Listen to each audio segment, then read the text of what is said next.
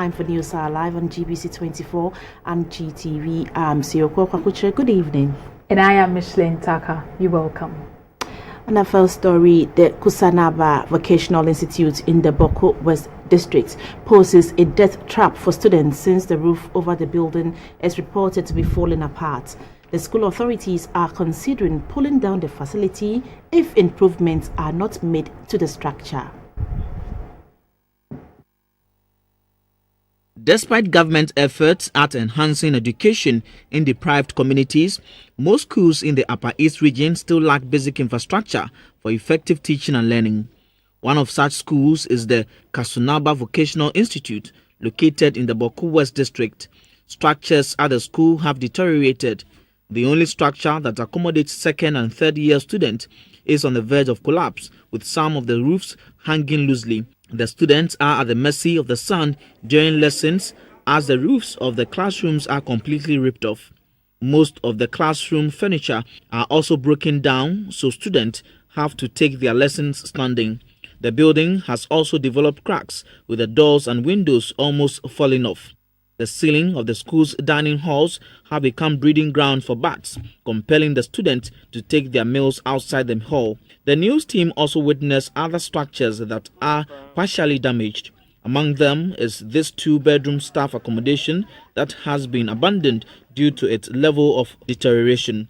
The principal of the school, Edmond Atiga Abanga, said though the roofing of the main classroom block collapsed a long time ago, numerous requests to the authorities for support have yielded no results. This classroom was built in the 1960s, so it has not seen any renovation and it's leaking seriously. And because of the leaking, the wood are rotting and it was roofed with the asbestos slate. And because of the concrete on top of it, it's not caving in. So it's not like a death trap. So we are appealing to the authorities to come to our aid. Mr. Abanga said students posted to the school through the computerized placement system are sometimes turned away due to limited space to accommodate them. The only dormitory for both boys and girls is overstretched, resulting in congestion. Some of the students are therefore forced to sleep outside while others sleep in staff bungalows. The school, with a population of over 500, is not fenced, and so residents have encroached on the school land. Despite the challenges, the school has chalked some academic successes. In the 2014-2015 academic year, the school recorded a 95% pass in the NVTI exams, making it one of the best schools in the country. The school authorities are therefore appealing to government to come to the aid of the school to improve teaching and learning. President John Mahama has, with immediate effect, assigned the Interior Ministry to be in charge of all operations of the country's intelligence agencies. In a communique to the Speaker of Parliament, President Mahama said the directive is in accordance with the Security and Intelligence Agency Act 1996. The Speaker, Edward Doe Ajaho, read the communique on the floor of Parliament on Thursday. With this directive, the country's security operatives, including the BNI and the National Security, which hitherto were operating without ministerial supervision, will now work under the Ministry of the Interior. Meanwhile, proposed amendments to the Chartered Institute of Taxation Bill 2014, as well as the Banks and Specialized Deposits Taking Institutions Bill 2015, were considered by the lawmakers. A report on the Public Accounts Committee on the Financial Audit Report of the Auditor General on the verification study of multi-donor budgetary support inflows 2010-2012 has also been adopted.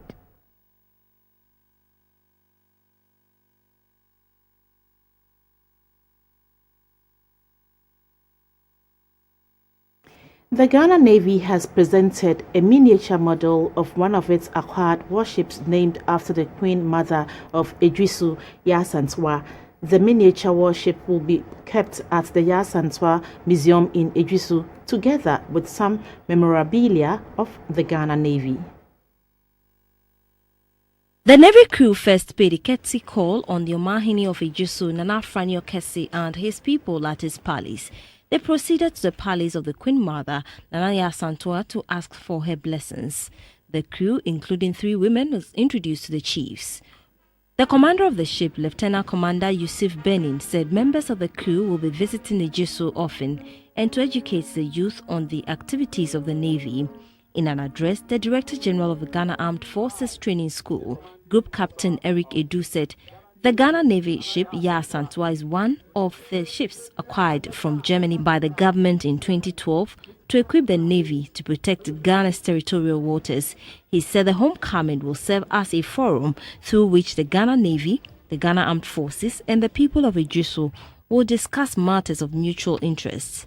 The people of Ejisu will gain more knowledge on the rules, traditions, and customs of the Navy through the interactions and other activities planned for the visit.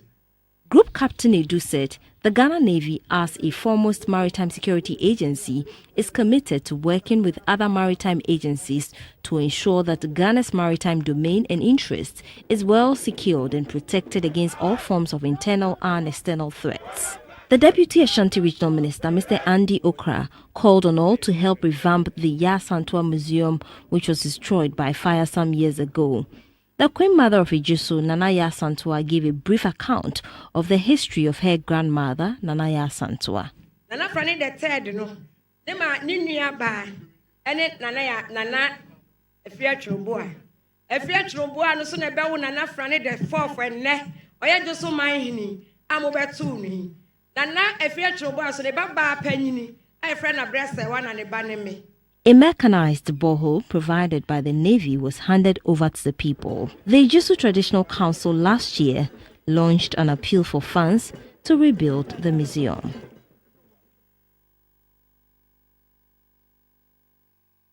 A 6-unit classroom block has been inaugurated for the Ejumaye DA Basic School at the Akotoso in the Bonohafo region. The project is under the Japanese government economic cooperation assistance to Ghana.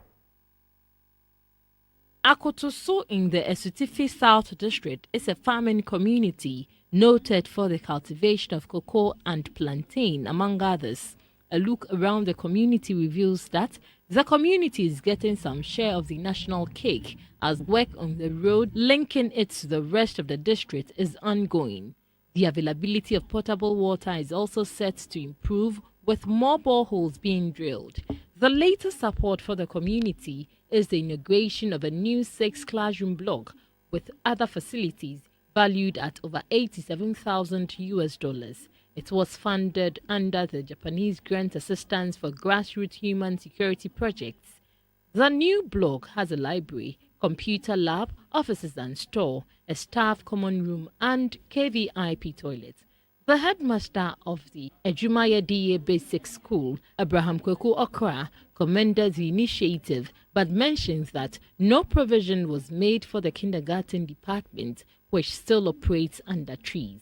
The Japanese ambassador to Ghana, Karu Yashimura, said so far over 300 projects have been implemented in various sectors, including education, which is under the Japanese Economic Cooperation Assistance Policy. The district chief executive for Esutifi South, Modestus Nwosu, urged the beneficiary community to maintain the facility.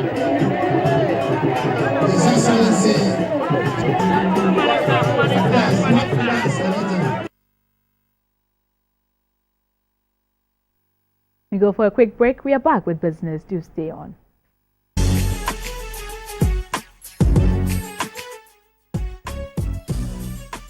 Hello, good evening and welcome. We bring you some business updates. I am Dorothy Ajimai. The Volta River Authority has disclosed plans to request an increase in tariff in the price of crude oil continues its upwards movement on the world market. In an exclusive interview with GBC24, the chief executive of the authority, Kek Kofi, told GBC24 that the production of especially thermal power has become expensive. At the moment, the VRA produces a unit of power at an average of 29 pesos and the weighted average is at 22 pesos, a shortfall of 7 pesos. On December 7, 2015, the Public Utilities Regulatory Commission announced new utility prices, which saw electricity prices go up by 59.2%. an increase which was greeted with huge public outcry. The VRA says the increase was due to the switch from hydro to thermal energy. The Chief Executive Officer of VRA, Engineer Kek Kofi, tells GBC24 it costs more to produce a unit of thermal power, hence the increase. He further explained that even after the increase, the VRA is still producing power at a loss of 7 pesos on each unit. Initially, crude oil price was a bit high. Crude oil had went all the way to about $30. It started climbing. If it stays very low, below $50, probably we could manage. But if it goes high, it becomes another challenge for us.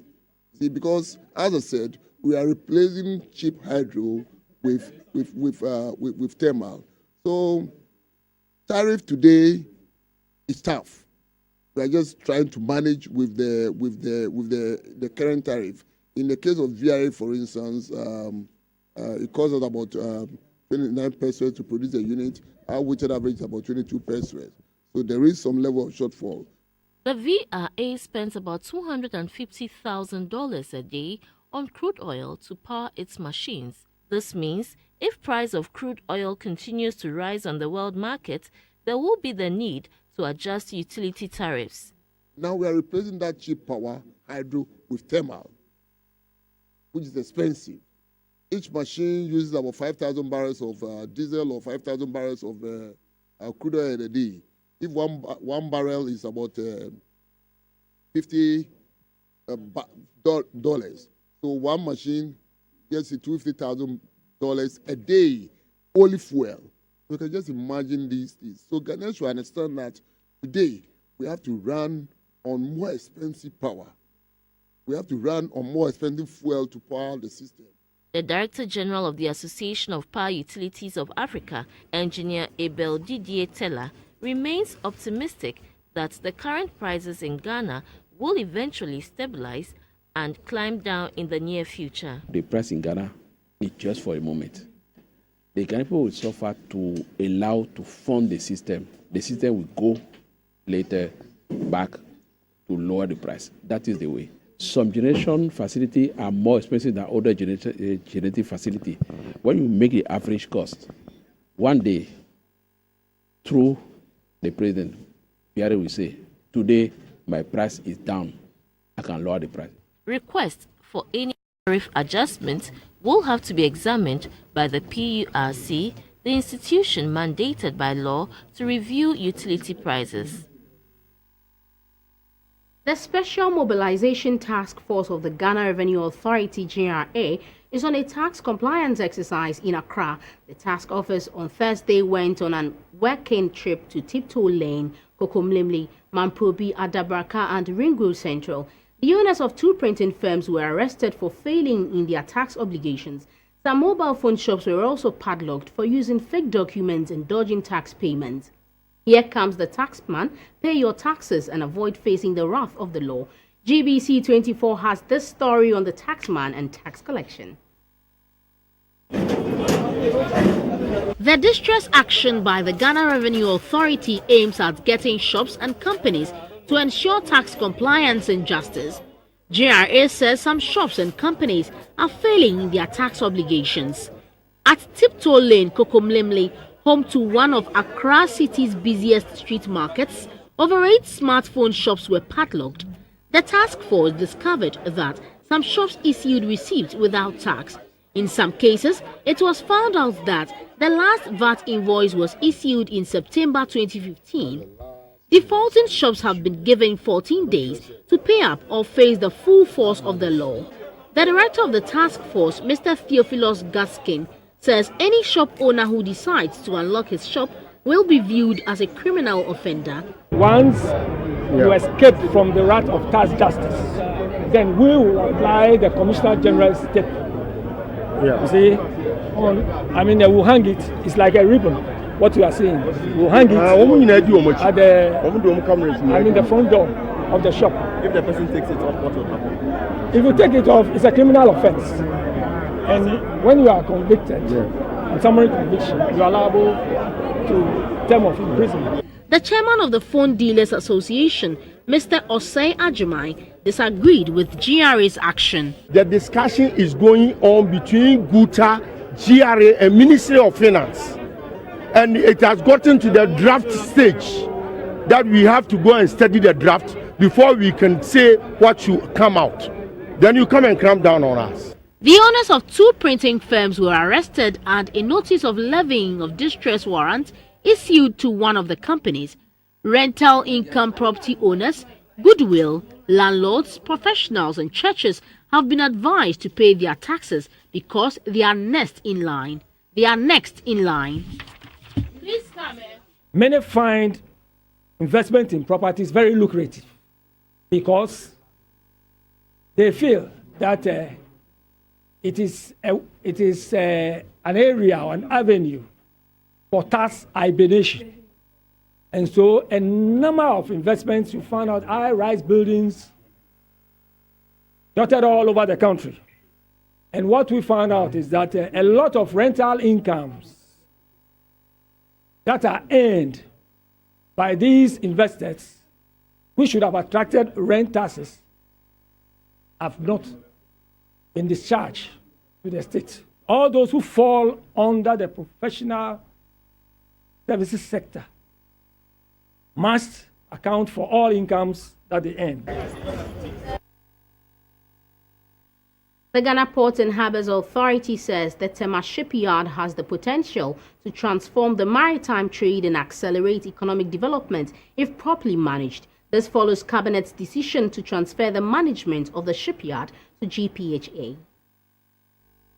According to workers, the fortunes of the Tema shipyard have been dwindling since 2013 as a result of bad leadership and management. This led to various agitations and demonstrations from the workers saying there is the need to save the dry dock. The workers were of the view that the shipyard would do better under the management of GPHA because they have the manpower, capacity and experience as well as the financial strength to revive the shipyard. After several petitions to the president, Cabinet has approved the takeover of the shipyard by the GPHA. The news of the takeover has come as a big relief to the workers and have been celebrating since the announcement was made last Monday, 13th June 2016.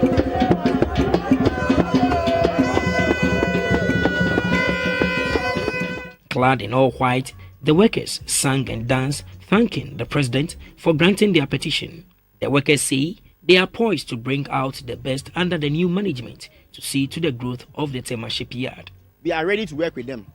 As they are coming, we expect them to come in with the good motive to turn the shipyard around. In fact, most of our equipment here, we need to change them. They have to come in, help change all this equipment. Also, the human resource aspect. Our condition of service is very important. The workers always cry because of condition of service. The Corporate Marketing and Public Affairs Manager at the Ghana Ports and Harbours Authority said the shipyard has a huge potential and will do its best. He, however, added that the GPHA is yet to officially receive communications from the government on the directive. We have always been interested in the effective and efficient performance of the dry dock, because any port in this world that has a dry dock attached to it gives it an added advantage.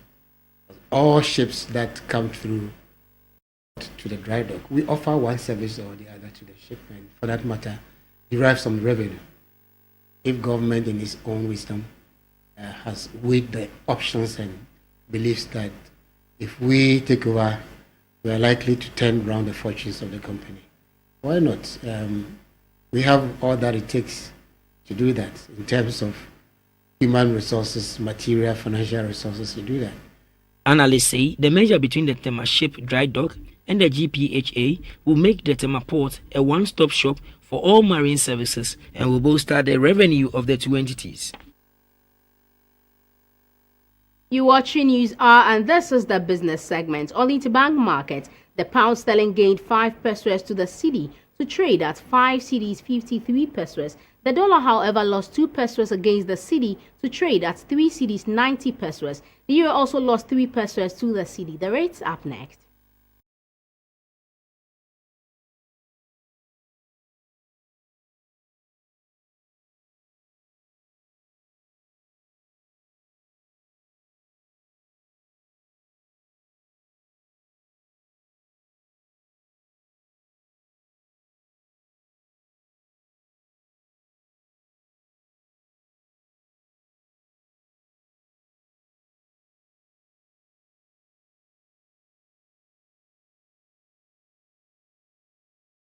On the commodities market, light crude lost 68 cents to trade at $47.33 per barrel. Cocoa also dipped by $10 to trade at $3,150 per ton. Gold, on the other hand, gained $19.20 an ounce.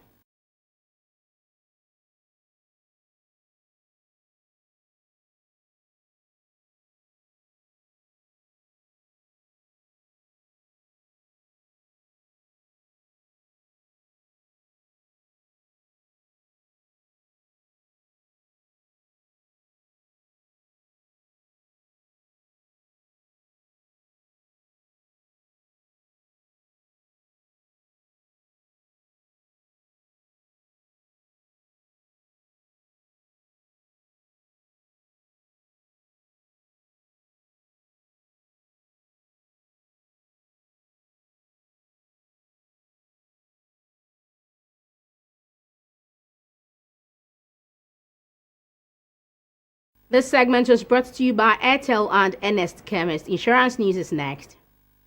Now some insurance news. EcoBank Ghana has presented a dividend of 39.9 million for the 2015 financial year to the Social Security National Insurance Trust (SNIT).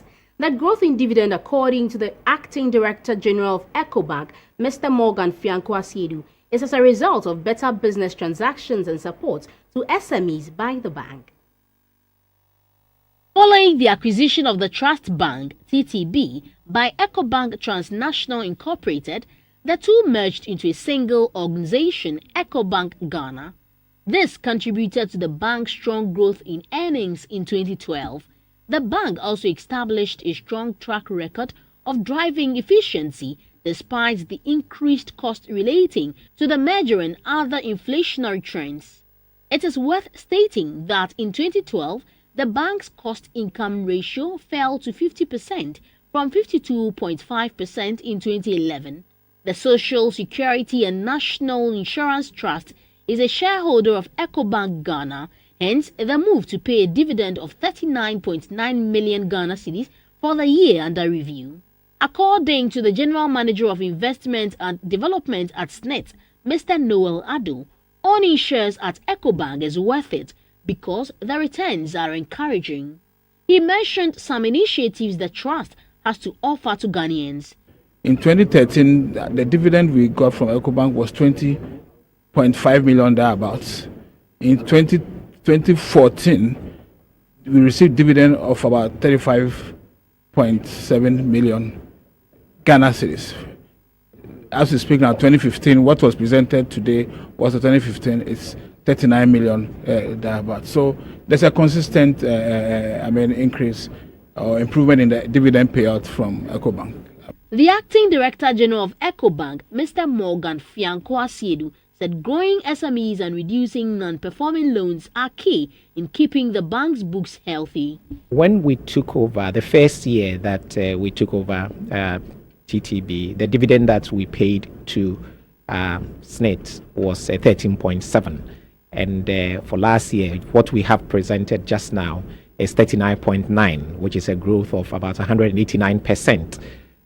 It shows, for me, what is important in a relationship is that the relationship must always grow.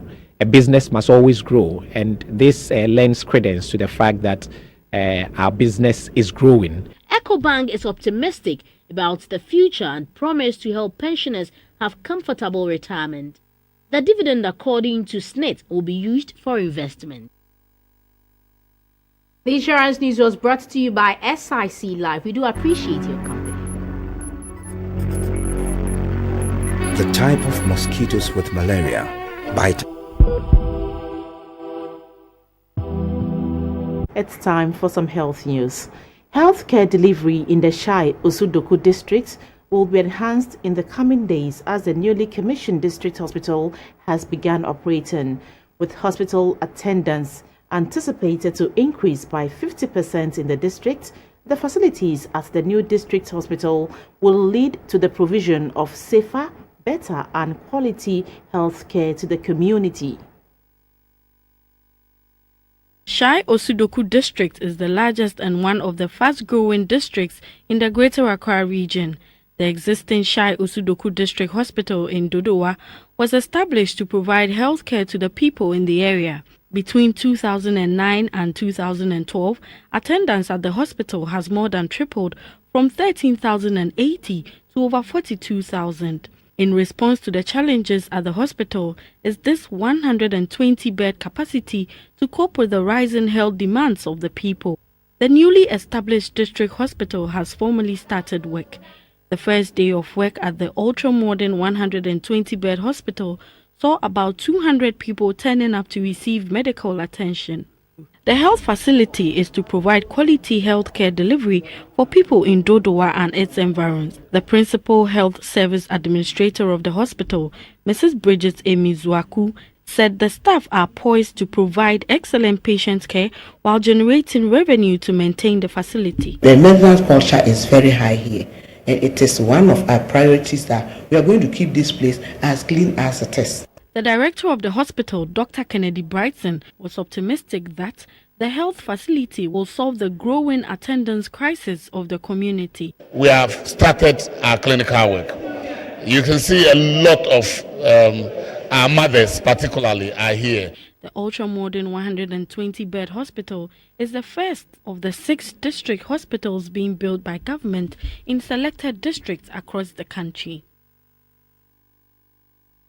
The abnormal curvature of the spine is called scoliosis. This is a common medical condition that looks like a hunchback. World records indicate that scoliosis affects 2 to 3 people out of every 10. The condition is said to be on the increase in the country, and majority of parents have little knowledge about the condition. In its early stages, the condition can be treated, but late detection can lead to hunching of the back. 17-year-old Dorcas Dodu was born with scoliosis and deformity of both arms. According to her, the mother abandoned her because of the deformity, and her father is nowhere to be found. Dorcas has looked up to God and depended on her grandmother and uncle for survival. She lives with her grandmother at Mamprobi in Accra. She says growing up with a deformity has not been easy. I want them to help me for my back and be okay. Dorcas Dodu is a student at the Mamprobi Junior High School. Her wish is that the pains in her spine would go away in order for her to concentrate on her studies and take up in other activities like her mates do. Even with these deformities, her dream is to become a nurse in future. The foundation here down wants to help Dorcas Dodu to the public also, so that they will raise funds for us to take her to Focus Orthopedic Hospital. That is our main aim. Form this foundation to raise funds and to heighten awareness about spine and its related illness, as well as raise funds for the surgery of these children and people who are in these conditions, like Dorcas. Dorcas needs about 65,000 Ghana cedis for her surgery. She is appealing to individuals and organizations to assist her financially to undergo the surgery. Such a thing, as time progresses, it can lead to death. So I believe that if people can help us raise funds for Dorcas and people like her, this world will be a better place. Scoliosis is a common medical condition, which is the lateral curving of the spine, either to the left or right. It usually causes the spine to either take an S or C shape in pre- and early adolescent age. Scoliosis is classified as either congenital, that is present at birth, inherited or caused by the environment, idiopathic, that is cause unknown, or secondary to a primary condition. Secondary scoliosis can be the result of a neuromuscular condition such as cerebral palsy. The rare forms of scoliosis pose risk of complications such as heart and lung problems. In all cases, early intervention offers the best results. For those with scoliosis, a physical therapist or occupational therapist can provide assistance. through assessment, intervention, and ongoing evaluation of the condition. Anyone who has scoliosis before age 10 is considered to have early onset. And the early onset are the bad ones, because if it happens early in life, it then also affects your lung development. And those patients don't usually live their full capacity. Someone like Dorcas has a congenital deformity, because if you see her, she has some missing limbs, okay, which is congenital malformation or birth defect. And then also she has some imbalance of the muscles. So there's a combination of congenital and neuromuscular. So she's not idiopathic. She's not a typical ones that we see. Donations can be made through the GT Bank with the following account details. Account name, Kelvin Spine Foundation. Account number, 215-106-973-110, 0244-211-089. Contact number 0244-211-089. Amount is too small. Donate for a worthy cause. International news is next.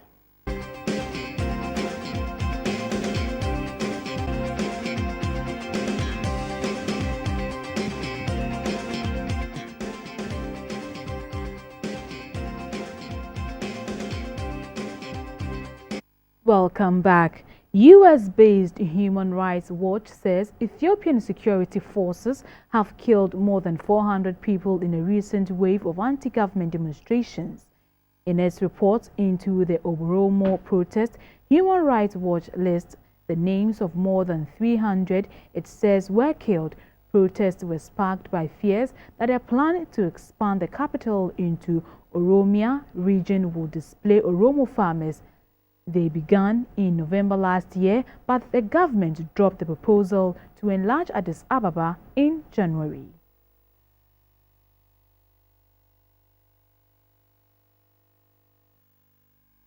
Remains of the Egypt Air flight that crashed into the Mediterranean last month have been spotted by a French deep ocean vessel. A U.S. Democratic senator is leading calls for a vote on gun control legislation following the massacre at a gay nightclub in Florida. Chris Murphy says he has secured commitment from Republicans to hold a vote, but his recommendations are not likely to pass. Sunday's mass shooting in Orlando was the worst in recent U.S. history, with 49 people dying. Dozens of people remain in hospital, some in a critical condition.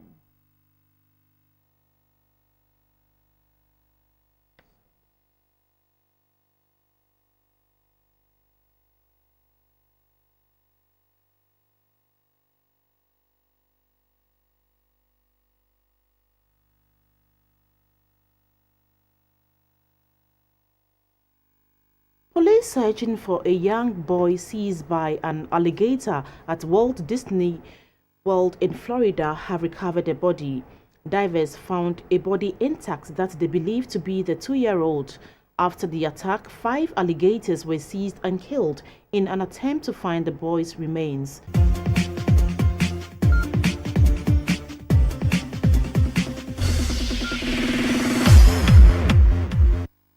Let's talk sports now. I'm Theophilus Sampa. Ghanaian footballer Yao Yeboah says he risks losing his position at English Premiership club Manchester City due to negative reports about him in the media. I'm Yeboah, and I signed for Man City, 4-year contract. I finished my first season with FC Lille. I went on loan in France, and I finished my first season with them. I just want all the media to know that if they want to write something about me, they have to ask me. They have to contact me and ask me, and to be confirmed before they write it. They can't just go and say anything that I haven't spoken about to anyone. So I just want them to be aware. Like, if there's anything they want to write about me, they should call me. They should call me or my manager or my agent, and then talk to them about it, and then get information, the right information, than going on air saying anything that they want to say. Because at the end, they're going to put me in trouble. And I'm just a simple guy. I don't want to be in trouble with anyone. I just want to stay cool. And when the truth comes, I'll tell everyone about it. But if it's not true, don't say anything about it. Just ask me for it before. Still on football, the rivalry between the two big clubs in the Western region, 11Ys and Hazakis, is set to be reignited this week when the two clubs clash in the maiden edition of the Noble Logistics Unity Cup. The match will take place at the Sipon Stadium on Sunday, June 19. So, Harry Bakwe trying to go! Sekendi Takrady until recent time had two glorious clubs in the elite football division in Ghana, where Sekendi 11Ys and Sekendi Hazakis. Unfortunately, Ys have been relegated to the lower division, while Hazakis are also not finding things easy in the Premiership. They beg to bring back that rivalry and unite the teams to do well in their respective leagues. A competition dubbed the Unity Cup has been launched. The chairman of the local organizing committee of the Unity Cup, Mr. Eric CSL, was upbeat that the competition will revive football in the metropolis. We put together this particular cup match to foster unity among supporters of the two clubs in particular, and then Ghanaians in general. As we approach elections in November, because people love football, we believe that we can use football as a tool to bring people together. And these two clubs are the biggest in Sekendi Takrady, and we want them to fight for honors on the field, not outside the field. The chief executive of 11Ys, Papa Daniels, and the Deputy Chief Executive Officer of Hazakis, Mr. Ofuriakwa, were happy at the opportunity given them. Football development in Sekendi Takrady should go beyond what we are experiencing now. 11Ys are Division 1. While Hazakis was struggling for Premier League in Wojina. Woma share some time ago Manchester United, Manchester City, the same township or city, fighting for the top position, first and second. I believe the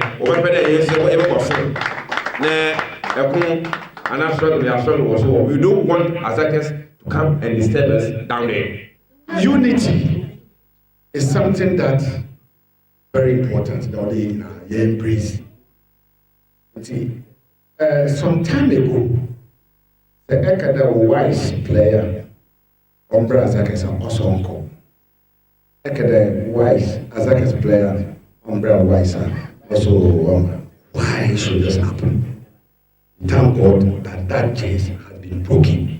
Some of the supporters present at the launch welcomed the initiative. The two teams were presented with checks. Some players expected to feature in the Noble Logistics Unity Cup match were paraded. The competition takes place this Sunday at the Sipon Stadium in Sekendi. Students of the Presbyterian Boys Secondary School have benefited from the Making It Happen seminar. The program is aimed at inspiring, motivating, and educating students on the philosophy of the Olympics and how to blend sports with culture and education. The Making It Happen seminar is a mentoring program aimed at impacting the spirit of Olympism into students across the country.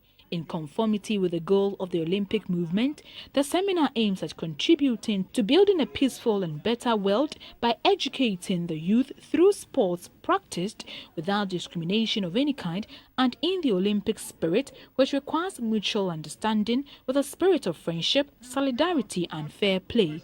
The event, the third in the series, took place at the Presbyterian Boys Senior High School in Accra. 3 national athletes, Ghana's first paracyclist, Alem Mumuni, who is preparing for the upcoming Rio Olympics, US-based national taekwondo practitioner David Koniajete, who won a silver medal at the 2015 All-Africa Games in Congo-Brazzaville, and Black Stars striker Abdul Majid Waris were the speakers. The trio inspired the students by sharing their experiences with them while answering questions for their audience. If I didn't take my education very serious, then I would have gotten the scholarship to UK to study, and then I would have gotten the scholarship to sign my first professional contract. I had to put in a lot of work to be able to prove to my parents that I could actually combine my education with taekwondo. My dream is to change the wrong perception that persons with disabilities are social parasites, pests, or beggars in our society. Some of the students expressed satisfaction at the event, saying they have been motivated. The physical education master of PRESEC, Gideon Dapla, was happy at the impact made. When Majid, Waris and other guys came around and they spoke to them about where they are and what they went through before getting there, the students have come to realization that it's never true that those who are into sports are blockaded or they are dropouts. The Making It Happen seminar, which has already been to the Accra Academy and the Laboni Senior High Schools, had the backing of the Embassy of Japan and Brazil, Cowbell and Ethiopian Airlines.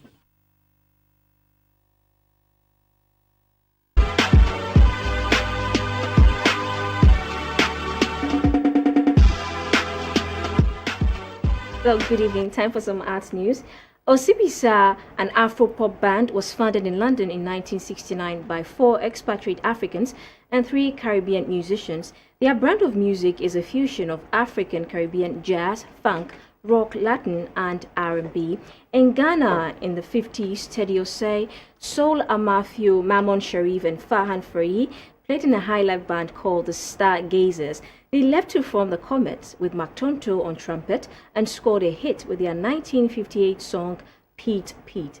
In 1962, Osei moved on to London to study music and got a scholarship from the Ghanaian government. Then in 1964, he formed Catspaw, a band that combined high-life, rock and soul. He then persuaded Amafio and Tonto to join him in London, and then Osibisa was born.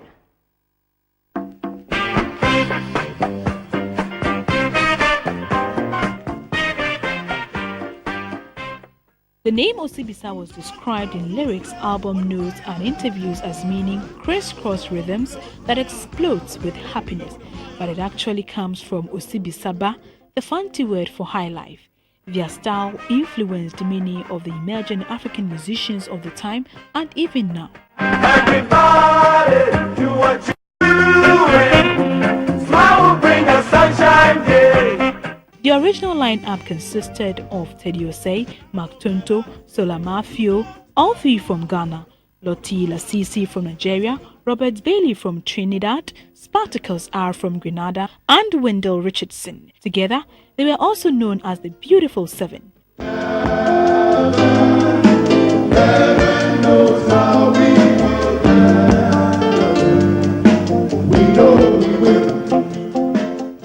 During the late 70s, they spent much of their time on world tours, playing to particularly large audiences in Japan, India, Australia, and Africa.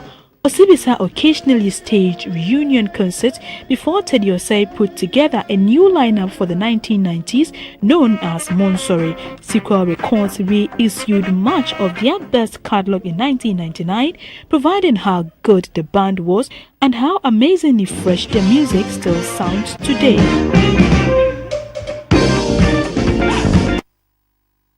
That's all in this segment. That's all in this package as well. Thanks for your company. Good evening. We'll be back at 10:30 with news tonight. Good evening.